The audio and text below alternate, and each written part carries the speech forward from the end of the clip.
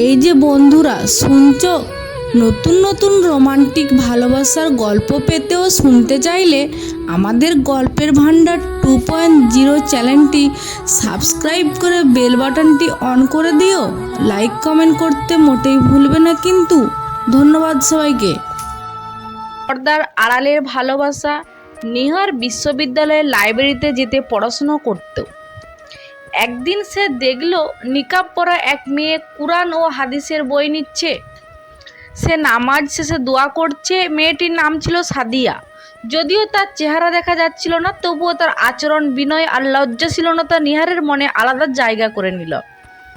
সেদিন থেকেই নিহারের মন বারবার সাদিয়াকে মনে করতে লাগলো। সে ভাবল, সৌন্দর্য নয়, আসল সৌন্দর্য হয় ঈমান ও চরিত্রে। নিহার রাতের বেলা তাহাজ্জুদের পর দোয়া করল, হে আল্লাহ, যদি সে মেয়ে আমার জন্য হালাল হয় তবে আমার জীবন সঙ্গী করে দাও, যদি না হয় তবে আমার মন থেকে তার চিন্তা সরিয়ে দাও। লাইব্রেরিতে একদিন বই নিতে গিয়ে নিহারকে সাদিয়ার সাথে কথা বলতে হলো বই ম্যানেজারের কারণে। সাদিয়ার কণ্ঠ ছিল মিষ্টি, লাজুক আর ভদ্র। সেই কণ্ঠ নিহারের হৃদয় গভীরে ছাপ ফেলল। কিছুদিন ভেবে নিহার তার বাবা মাকে জানালো। ইসলামী আদর্শে সে সাদিয়ার কাছে প্রস্তাব পাঠালো। সাদিয়ার পরিবার খুব খুশি হলো, কিন্তু তারা শর্ত দিল বিশ্বে হালাল বিয়ের পথ হবে, বিয়ের আগে কোনো অবাঞ্ছিত সম্পর্ক থাকবে না। দুই পরিবার দেখা করলো। সাদিয়া নেকাবেই ছিল। কথা হলো শুধু ভবিষ্যৎ জীবন, দিনী চিন্তা ও নৈতিকতা নিয়ে। নিহার অবাক হলো। সে মেয়েটিকে বলল, দিনী জ্ঞানী নয়, বরং সংসারকেও জান্নাতের পথে গড়তে চাই। সাদিয়া বলল, আমি চাই আমার স্বামী শুধু আমার জন্য ভালোবাসা নয়, আমার পর্দাকেও সম্মান দিক। আমার সৌন্দর্য সবার জন্য নয়, কেবল আমার স্বামীর জন্য।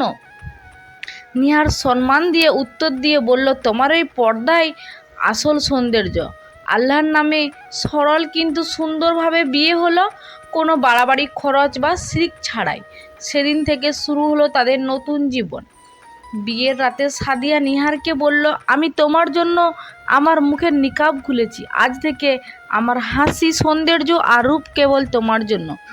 নিহারের চোখ ভিজিয়ে বলল, তুমি আমার জান্নাতের দুনিয়ার সঙ্গিনী। প্রথম কিছুদিনে তাদের জীবন ছিল নতুন অনুভূতিতে ভর।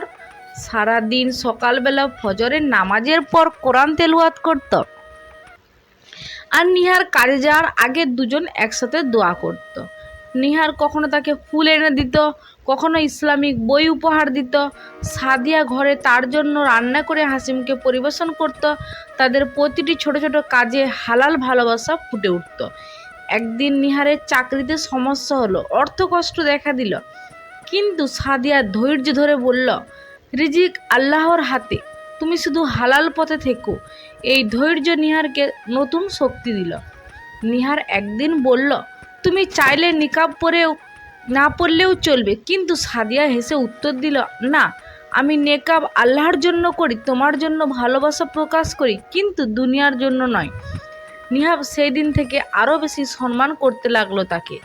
কিছু আত্মীয়তা বলতো, কেন তোমার স্ত্রী এত ঢাকা থাকে, এভাবে তো আধুনিক হওয়া যায় না। নিহার দৃঢ়ভাবে বলতো, আমার স্ত্রী আধুনিক হতে নয়, জান্নাতি হতে চায়। তাদের মাঝে দুষ্টু মিষ্টি রোমান্সও ছিল।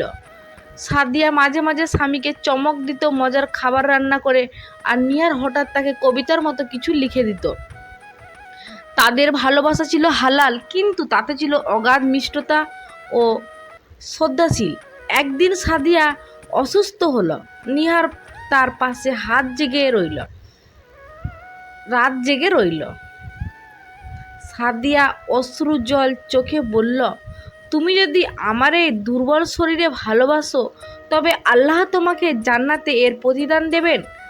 আল্লাহর রহমতে সাদিয়া সুস্থ হলো। সেদিন দুজন সিদ্ধান্ত নিল তারা একসাথে দিনের পথে অন্যদের শিক্ষা দেবে। তারা ছোট বাচ্চাদের কোরআন শিখাতে শুরু করলো। দম্পতি হিসাবে তারা সমাজের এক উদাহরণ হয়ে উঠল। সবার মুখে একটাই কথা, সত্যিকারের ভালোবাসা পর্দার আড়ালেই থাকে। এক রাতে তারা ছাদে বসে আকাশের তারা দেখছিল। সাদিয়া বলল, আমার সবচেয়ে বড় আশা হলো আমরা দুজন জান্নাতে একসাথে হব। নিহার হাত ধরে বলল, ইনশাআল্লাহ। আমাদের এই ভালোবাসা দুনিয়া ছাড়িয়ে আখিরাতেও থাকবে। তাদের জীবন সুখে কাটতে লাগলো। অর্থ সম্পদ ছিল না খুব বেশি, কিন্তু প্রচুর সুখ শান্তি ছিল। ভালোবাসা আর বরকত তাদের ঘরে ফুটে উঠত। তা থেকে বোঝা গেল পর্দা বাধা নয়, বরং বরকতের চাবি। ভালোবাসা তখনই সবচেয়ে মধুর হয় যখন তা হালাল পথে হয়। পর্দার আড়ালে জন্ম নেওয়া সেই ভালোবাসা তাদের জীবনকে জান্নাতের বাগান বানিয়ে দিল। তো বন্ধুরা, আপনাদের কাছে এই গল্পটি কেমন লাগলো? তো ভালো লাগলে অবশ্যই কমেন্ট করে জানাবেন।